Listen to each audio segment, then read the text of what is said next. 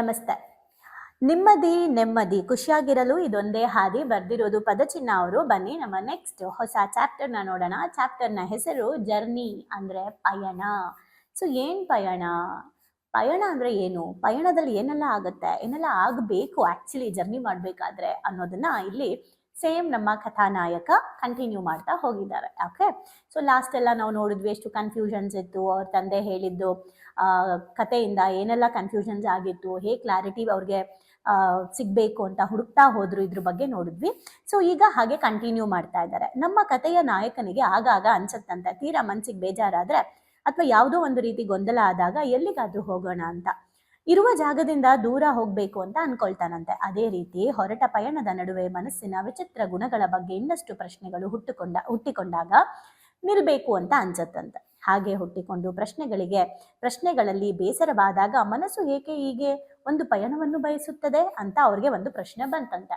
ತುಂಬಾ ಜನಕ್ಕೆ ಅನ್ಸುತ್ತೆ ಗೊತ್ತಾ, ನಾನು ಸೋಲೋ ಟ್ರಿಪ್ ಹೋಗ್ಬೇಕು, ಎಲ್ಲಾದ್ರೂ ಹೋಗಿ ಬರ್ಬೇಕು, ಎಲ್ಲಾದ್ರೂ ದೂರ ಹೋಗಿ ಬರ್ಬೇಕು, ಅಯ್ಯೋ ಒಬ್ಬರೇ ಹೋಗಿ ಬರ್ಬೇಕು ಅಂತ ತುಂಬಾ ಜನಕ್ಕೆ ಕನ್ಸಿರುತ್ತೆ. ಎಲ್ರಿಗೂ ನನ್ಸು ಮಾಡ್ಕೊಳಕ್ಕೆ ಕಷ್ಟ, ಆದ್ರೆ ಮಾಡ್ಕೋಬೇಕು.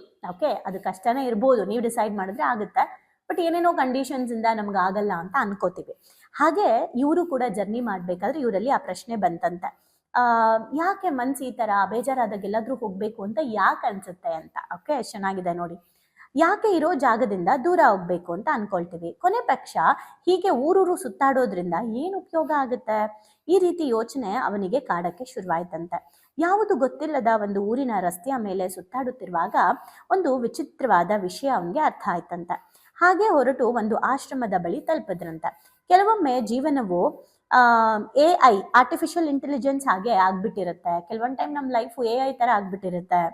ಓಕೆ, ಸೊ ಒಮ್ಮೆ ಇನ್ಸ್ಟಾಗ್ರಾಮಲ್ಲಿ ಒಂದು ರೀಲ್ಸ್ ನೋಡಿದ್ರೆ ಸಾಕು, ಅಥವಾ ಗೂಗಲ್ನಲ್ಲಿ ಏನಾದರೂ ಹುಡುಕಿದ್ರೆ ಸಾಕು, ಮೊಬೈಲ್ನಲ್ಲಿ ನಮ್ಮ ಕಣ್ಣಿಗೆ ಬೀಳುವ ಮುಂದಿನ ಎಲ್ಲ ಅಡ್ವರ್ಟೈಸ್ಮೆಂಟ್ಸು ಅದೇ ಆಗಿರುತ್ತೆ. ನೀವು ಅಬ್ಸರ್ವ್ ಮಾಡಿದ್ದೀರಾ? ನೀವು ಮೊಬೈಲಲ್ಲಿ ಏನನ್ನ ಹುಡುಕ್ತೀರಾ, ನಿಮಗೆ ರಿಪೀಟೆಡ್ಲಿ ಅದೇ ವಿಷಯಗಳನ್ನ ಕಳಿಸ್ತಾನೆ ಇರುತ್ತೆ. ಓ, ಇವ್ರಿಗೆ ಇದಿಷ್ಟ ಅನ್ಸುತ್ತೆ. ನೋಡಿ ಒಂದು ಟೆಕ್ನಾಲಜಿ ಹೇಗೆ ವರ್ಕ್ ಆಗುತ್ತೆ ಅಂತ. ಈಗ ಟೆಕ್ನಾಲಜಿ ತರ ಒಂದ್ ಪಕ್ಷ ನಾವು ಸಮ್ಟೈಮ್ಸ್ ಬುದ್ಧಿ ಕಲಿಬೇಕು ಅನ್ಸುತ್ತೆ. ಏನ್ ಗೊತ್ತಾ, ನಮ್ಮ ಜೊತೆಲಿರೋರಿಗೆ ಅವ್ರು ನಿಜವಾಗ್ಲೂ ಅವ್ರು ಏನು ಹುಡುಕ್ತಾ ಇದ್ದಾರೆ, ಅವ್ರಿಗೆ ನಿಜವಾಗ್ಲೂ ಏನ್ ಬೇಕು ಅನ್ನೋದನ್ನ ನಾವು AI ತರ ಅಥವಾ ಟೆಕ್ನಾಲಜಿ ತರ ಅರ್ಥ ಮಾಡ್ಕೊಂಡು ಅದನ್ನೇ ಅವ್ರಿಗೆ ತೆಗ್ದು ಕೊಡ್ತಾ ಇದ್ರೆ ಅವ್ರ ಅದನ್ನ ಚೆನ್ನಾಗಿ ಲೈಫ್ನ ಲೀಡ್ ಮಾಡ್ತಾರೆ ಅಲ್ವಾ? ಸೊ ನಾವು ಅಷ್ಟೇ ಏನಾದ್ರು ಹುಡುಕ್ಬೇಕಾದ್ರೆ ನಮ್ಗೆ ಏನ್ ಬೇಕು ಅಂತ ಪರ್ಟಿಕ್ಯುಲರ್ ಆಗಿ ಹುಡುಕ್ಬೇಕಾಗತ್ತೆ. ಅದೇ ತರ ಗೂಗಲ್ ಕೂಡ ಹೆಂಗ್ ವರ್ಕ್ ಮಾಡತ್ ನೋಡಿ. ಅಂದ್ರೆ ಗೂಗಲ್ ಇಂದ ಇವತ್ತಿಂದ ನಾವು ಕಲಿಬಹುದು ಇದನ್ನ. ನಾವು ಕೂಡ ನಮ್ಮ ಹತ್ರದವ್ರಿಗೆ ನಮ್ಮ ಸಂಬಂಧಗಳನ್ನ ಇಂಪ್ರೂವ್ ಮಾಡ್ಕೊಳಕ್ಕೆ ಅವ್ರು ಏನ್ ಹುಡುಕ್ತಾ ಇದ್ದಾರಲ್ವಾ ಅದೇ ನೋಟಿಫಿಕೇಶನ್ಸ್ ನಾವು ಕೊಡ್ಬೇಕು. ಹೊಸ ಕಾನ್ಸೆಪ್ಟ್ ಆಯ್ತಾ? ಸೊ ಎರಡು ಕಲಿಬಹುದು. ಮೊಬೈಲ್ ಅಲ್ಲಿ ನಮ್ ಕಣ್ಣಿಗೆ ಬೀಳೋದೆಲ್ಲ ನಮಗ್ ಅಂದ್ರೆ ಅದೇ ಬರ್ತಾ ಹೋಗುತ್ತೆ ಪದೇ. ಹಾಗೆ ಜೀವನದಲ್ಲೂ ಒಮ್ಮೊಮ್ಮೆ ಆಗ್ಬಿಡುತ್ತೆ. ನಮ್ಮ ಕಥೆಯ ನಾಯಕನ ಬದುಕಲ್ಲೂ ಆಗಿದ್ದು ಅದೇ ಘಟನೆ. ಅವನು ಹೋಗಿದ್ದ ಊರಲ್ಲಿ ಒಂದು ಹೋಮ್ ಸ್ಟೇ ಬುಕ್ ಮಾಡಿ ಉಳಿದುಕೊಂಡ. ಆತ್ಮೀಯ ಭಾವ ಮೂಡಿಸುವ ಮನೆ ತರ ಇತ್ತು ಅದು. ಅವನಂತೆ ಅಲ್ಲಿ ಹಲವು ಜನರು ಉಳ್ಕೊಂಡಿದ್ರು. ಆ ಮನೆಯಲ್ಲಿ ರಾತ್ರಿ ಊಟ ಮಾತ್ರ ಎಲ್ರೂ ಒಟ್ಟಿಗೆ ಮಾಡ್ಬೇಕು ಅನ್ನೋ ರೂಲ್ಸ್ ಇತ್ತು. ಒಂದ್ ರೀತಿ ತುಂಬು ಕುಟುಂಬದಂತೆ ಭಾಸವಾಯ್ತು ಅವನ್ಗೆ ಆ ವಾತಾವರಣ. ಅಲ್ಲೊಂದು ಕುಟುಂಬ ಬಂದಿತ್ತು. ಊಟ ಮುಗಿಸಿ ಕೈ ತೊಳೆಯುವ ಹೊತ್ತಿಗೆ ಆ ಕುಟುಂಬದವರ ಜೊತೆ ಮಾತುಕತೆ ಶುರು ಮಾಡ್ದ. ಕಾರಣ ಇಷ್ಟೇ, ಅವರ ಹಿರಿಯ ಮಗಳ ಮೇಲೆ ಲೈಟ್ ಆಗಿ ಕ್ರಶ್ ಆಗಿತ್ತಂತೆ ಇವನ್ಗೆ. ಅವಳ ಜೊತೆ ಮಾತಾಡಲು ಶುರು ಮಾಡಿದ್ದು. ಅದೇ ಹೊತ್ತಿಗೆ ಅಲ್ಲಿ ಆಕೆಯ ತಂದೆಯೂ ಇದ್ದ ಕಾರಣ ಅವರೊಂದಿಗೂ ಮಾತನಾಡುವ ಸನ್ನಿವೇಶ ಬಂತು. ಆಗಾಗ ಆಫೀಸ್ ಕೆಲಸಗಳಿಂದ ವಿರಾಮ ಪಡೆದು ಕರ್ನಾಟಕದಲ್ಲಿ ಇರುವ ವಿವಿಧ ಸ್ಥಳಗಳಿಗೆ ಭೇಟಿ ನೀಡುವ ಅಭ್ಯಾಸ ಅವ್ರ ತಂದೆದು, ಅವ್ರ ಫ್ಯಾಮಿಲಿದು ಆಗಿತ್ತು. ಇಡೀ ಕುಟುಂಬನೇ ಈ ಅಭ್ಯಾಸ ಮಾಡ್ಕೊಂಡಿದ್ಯಾ ಅಂತ ಇವನ್ಗೆ ಅನ್ಸಕ್ ಸ್ಟಾರ್ಟ್ ಆಯ್ತು. ಈ ವಿಷಯ ಕೇಳ್ತಿದ್ದಂತೆ ನಮ್ಮ ನಾಯಕನಿಗೆ ತನ್ನ ಮನಸ್ಸಿನಲ್ಲಿ ಒಂದು ಪ್ರಶ್ನೆ ಕಾಡಕ್ಕೆ ಸ್ಟಾರ್ಟ್ ಆಯ್ತು. ಇದು ನನ್ನ ಮನ್ಸಲ್ಲಿ ಏನ್ ಪ್ರಶ್ನೆ ಇತ್ತು, ಯಾಕೆ ಮನ್ಸು ಅಲ್ಲಿ ಇಲ್ಲಿ ಹುಡ್ಕೊಂಡು ಹೋಗುತ್ತೆ, ಜಾಗ ಬದಲಾಯಿಸುತ್ತೆ ಅಂತ. ಸೊ ನೋಡೋಣ, ಇವ್ರ ಹತ್ರ ಆನ್ಸರ್ ಸಿಗ್ಬೋದು ಅಂತ ಅನ್ನಿಸ್ತು. ಸೊ ಹಾಗೆ ಅವನು ಅವ್ರ ಜೊತೆ ಮಾತಾಡಕ್ಕೆ ಶುರು ಮಾಡ್ದ, ಅವನ ಕೇಳಕ್ ಶುರು ಮಾಡ್ದ. ಸೊ ನಾವು ಕೂಡ ಅನ್ಸುತ್ತೆ ಅಲ್ವಾ, ಯಾವ್ದಾದ್ರು ಒಂದು ಪ್ರಶ್ನೆ ಬಂದಾಗ ಯಾರಾದ್ರೂ ಅದಕ್ಕೆ ತಕ್ಕಂತೆ ಅದೇ ತರದ ಒಂದು ಲೈಫ್ ಲೀಡ್ ಮಾಡ್ತಾ ಇದ್ರೆ ನಾವು ಹುಡುಕ್ತಾ ಇರೋ ಉತ್ತರ ಮೇ ಬಿ ಇವ್ರ ಹತ್ರ ಇರ್ಬೋದು ಅನ್ಸುತ್ತೆ ಅಲ್ಲ. ಹಾಗೆ ಇವನ್ಗೂ ಮಾತಾಡ್ತಾ ಇವನ್ ಕನ್ಫ್ಯೂಷನ್ಸ್ಗೆ ಅವರಿಂದ ಆನ್ಸರ್ ಸಿಗ್ಬೋದು ಅಂತ ಅನ್ನಿಸ್ತು. ಆಗ ಅವನು ಕೇಳಕ್ ಸ್ಟಾರ್ಟ್ ಮಾಡ್ದ, ಏನು ಈ ಜರ್ನಿ ಅಂದ್ರೆ ಏನು, ಪಯಣ ಅಂದ್ರೆ ಏನು, ಈ ಪ್ರಯಾಣ ಅಂದ್ರೆ ಏನು ಅಂತ. ಆಗ ಅವ್ರು ಹೇಳಿದ್ರು, ಪ್ರಯಾಣ ಅನ್ನೋದು ಒಂದು ಸುಂದರವಾದ ಜೀವನದ ಅನುಭವ. ಒಂದು ದಿನದಲ್ಲಿ 1 ತಿಂಗಳಾಗುವಷ್ಟು ಅನುಭವವನ್ನು ನೀಡುವ ಶಕ್ತಿ ಪ್ರಯಾಣಕ್ಕಿದೆ.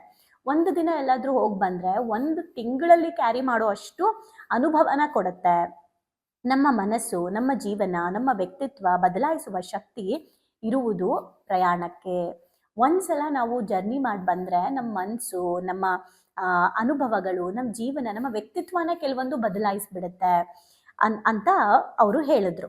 ಅದರಲ್ಲಿ ಯಾವುದೇ ನಿಯಮ ಇಲ್ಲ, ಇಲ್ಲಿಗೆ ಹೋಗ್ಬೇಕು, ಅಲ್ಲಿಗೆ ಹೋಗ್ಬೇಕು, ಈ ಗುಡ್ಡವನ್ನೇ ಹತ್ತಬೇಕು, ಆ ಗುಡ್ಡವನ್ನೇ ಇಳಿಬೇಕು, ಕಷ್ಟಪಡಬೇಕು, ಇವೆಲ್ಲ ಏನೂ ಇಲ್ಲ. ಮನಸ್ಸನ್ನ ಹೊಸತನಕ್ಕೆ ಹೊಂದಿಕೊಳ್ಳುವ ಶಕ್ತಿಯನ್ನ ರೂಢಿಸ್ಕೋಬೇಕು ಅಷ್ಟೇ. ಅಂದ್ರೆ ಎಲ್ಲೋ ಹೋದ್ರೂ ಫ್ಲೆಕ್ಸಿಬಲ್ ಆಗಿ ಅಡ್ಜಸ್ಟ್ ಆಗೋ ನೇಚರ್ ಇದ್ರೆ ಸಾಕು. ಸದಾ ನಮ್ಮನ್ನ ಅಚ್ಚರಿಗೊಳಿಸುತ್ತಾ ಹೊಸ ಹೊಳಪನ್ನು ನೀಡುವ ಶಕ್ತಿ ಇರುವುದು ಪ್ರಯಾಣಕ್ಕೆ. ಕೆಲವರಿಗೆ ಸೋಲೋ ಟ್ರಿಪ್ ಮಜಾ ಕೊಡುತ್ತೆ, ಕೆಲವರಿಗೆ ತಮ್ಮಿಷ್ಟದವರ ಜೊತೆ ತಿರುಗಾಡೋದು ಖುಷಿ ಕೊಡುತ್ತೆ. ಪುರಾಣದ ಕಾಲದಿಂದಲೂ ಒಂದು ಬದಲಾವಣೆ ಅಥವಾ ಜೀವನದ ಹೊಸ ಕೋನವನ್ನು ಗಮನಿಸಿ ನಮ್ಮ ವ್ಯಕ್ತಿತ್ವ ರೂಪಿಸಿಕೊಳ್ಳಲು ಸಾಧನವಾಗಿದ್ದು ಪ್ರಯಾಣ ಎಂದರೆ ತಪ್ಪಾಗಲ್ಲ. ಬರೀ ಇದು ಇವತ್ತಿನ ಜನಕ್ಕಲ್ಲ, ಅವತ್ತು ಪುರಾಣಗಳಲ್ಲೂ ಕೂಡ ಪ್ರಯಾಣದ ಬಗ್ಗೆ ಸಾಕಷ್ಟು ವಿಚಾರಗಳಿದೆ. ಪ್ರಯಾಣದಲ್ಲಿ ಅಷ್ಟು ಎನರ್ಜಿ ಸಿಗುತ್ತೆ ಅನ್ನೋ ಕಾನ್ಸೆಪ್ಟ್ ಪುರಾಣದಿಂದ ಬಂದಿದೆ. ಹೊಸ ಅನುಭವಗಳು, ಇನ್ನೊಬ್ಬರ ಬದುಕಿನ ಕಥೆಗಳು, ಇನ್ನೊಂದು ಕಲ್ಚರು, ಸಂಪ್ರದಾಯಗಳು ಎಲ್ಲವೂ ನಮಗೆ ಹೊಸ ಪಾಠವನ್ನ ಕಲಿಸುತ್ತೆ. ಜೀವನದ ಬಗ್ಗೆ ಪ್ರೀತಿಯನ್ನ ಹೆಚ್ಚು ಮಾಡುತ್ತೆ. ನಾಯಕನಿಗೆ ಹೀಗೆ ಅನಿಸಲು ಮುಖ್ಯ ಕಾರಣ ಅಜ್ಜ ಹೇಳಿದ ಪಾಂಡವರ ಕಥೆಗಳು ನಮಗೆ ಹತ್ತಿರವಾಗಬೇಕಾದ್ರೆ ಅವುಗಳಲ್ಲಿನ ವಾತಾವರಣ ಮತ್ತು ಜೀವನಕ್ಕೆ ಕನೆಕ್ಟ್ ಆಗಬೇಕು. ಸೊ ನೋಡಿ, ಬುಕ್ಕು ಅಷ್ಟೇ, ಯಾವಾಗ ಬುಕ್ ನಮಗೆ ಕನೆಕ್ಟ್ ಆಗುತ್ತೆ ಅಂದ್ರೆ ಅದು ನಮ್ಮ ಲೈಫ್ ಕನೆಕ್ಟ್ ಆಗಿರ್ಬೇಕು. ಯಾವಾಗ ಆ ವಿಷಯ ಕನೆಕ್ಟ್ ಆಗುತ್ತೆ ಅದು ನಮ್ಮ ಜೀವನಕ್ಕೆ ಕನೆಕ್ಟ್ ಆಗಿರ್ಬೇಕು. ಪ್ರಯಾಣ ಕೂಡ, ಅನುಭವ ಕೂಡ, ಕತೆ ಕೂಡ ನಮ್ಮ ಜೀವನಕ್ಕೆ ಕನೆಕ್ಟ್ ಆಗಿರ್ಬೇಕು. ಸೊ ಹಾಗಾಗಬೇಕು ಅಂದ್ರೆ ಈ ಕತೆ ನಮ್ಮ ಅನುಭವಕ್ಕೆ ಬಂದಿರಬೇಕು, ಇಲ್ಲ ನಾವು ಆ ಕಥೆಯ ಭಾಗವಾಗಬೇಕು.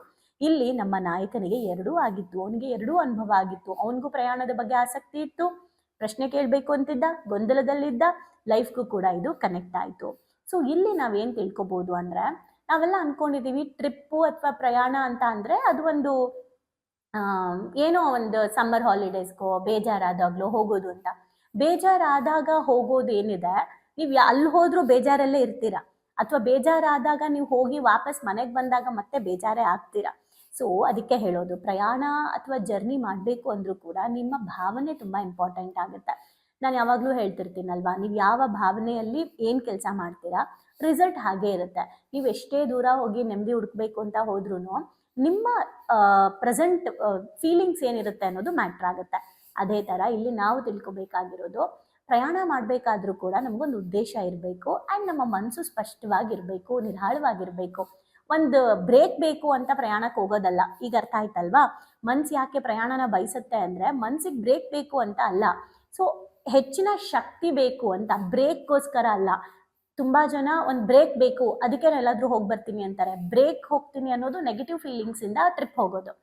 ಅದೇ ಒಂಥರ ಚೆನ್ನಾಗಿರುತ್ತೆ, ಒಂದು ಎಕ್ಸ್ಪೀರಿಯನ್ಸು, ತುಂಬ ದಿನ ಆಯಿತು ಒಂದು ಎಕ್ಸ್ಪೀರಿಯನ್ಸ್ ಮಾಡೋಣ ಅಥವಾ ಒಂದು ಖುಷಿ ಅನುಭವಿಸೋಣ ಅಂತ ಹೇಳಿ ನಾವು ಶಕ್ತಿಯನ್ನು ಹೆಚ್ಚು ಮಾಡ್ಕೊಳ್ಳೋಣ ಅಂತ ಹೋಗ್ತೀವಿ ಅಂದರೆ ಅದು ಪಾಸಿಟಿವ್ ಫೀಲಿಂಗ್ಸಿಂದ ಟ್ರಿಪ್ ಹೋಗೋದು. ಸೊ ಟ್ರಿಪ್ ಹೋಗೋದ್ರ ಬಗ್ಗೆನೂ ಎರಡು ಥರ ನೋಡ್ಬೋದು ನೋಡಿ, ನೆಗೆಟಿವ್ ಫೀಲಿಂಗ್ಸಿಂದ ಟ್ರಿಪ್ ಹೋಗೋದು, ಪಾಸಿಟಿವ್ ಫೀಲಿಂಗ್ಸಿಂದ ಟ್ರಿಪ್ ಹೋಗೋದು. ಸೊ ಇದು ಪುರಾಣದಿಂದ ನಡೆದಿದೆ ಅನ್ನೋದು ಅವ್ರಿಗೆ ಗೊತ್ತಾಗ್ತಾ ಹೋಯ್ತು, ಹೇಗೆ ಏನು ಅಂತ ಅವ್ರು ಹೇಳ್ತಾ ಬರ್ತಾರೆ. ಅದಾದ ಮೇಲೆ ನೀವು ಯೋಚನೆ ಮಾಡಿ ಯಾವ್ಯಾವ ಜರ್ನಿ ನಿಮಗೂ ಪಾಠ ಕಲಿಸಿದೆ, ಯಾವ್ಯಾವ ಜರ್ನಿ ನೀವು ಬೇಜಾರಿಂದ ಹೋಗಿದ್ದ ಜರ್ನಿ ಹೇಗಿದೆ, ಖುಷಿಯಿಂದ ಹೋಗಿದ್ದಂಥ ಪ್ರಯಾಣ ಹೇಗಿತ್ತು ಅನ್ನೋದನ್ನು ಕಮೆಂಟ್ ಬಾಕ್ಸಲ್ಲಿ ಕಮೆಂಟ್ ಮಾಡಿ. ಆ್ಯಂಡ್ ಅಫ್ಕೋರ್ಸ್ ಪ್ರಯಾಣದಿಂದ ಕೂಡ ಇಷ್ಟೊಂದೆಲ್ಲ ಕಲಿಬೋದಾ, ಇನ್ನೂ ಏನೇನಿದೆ ಕಲಿತಾ ಹೋಗೋಣ. Thank you.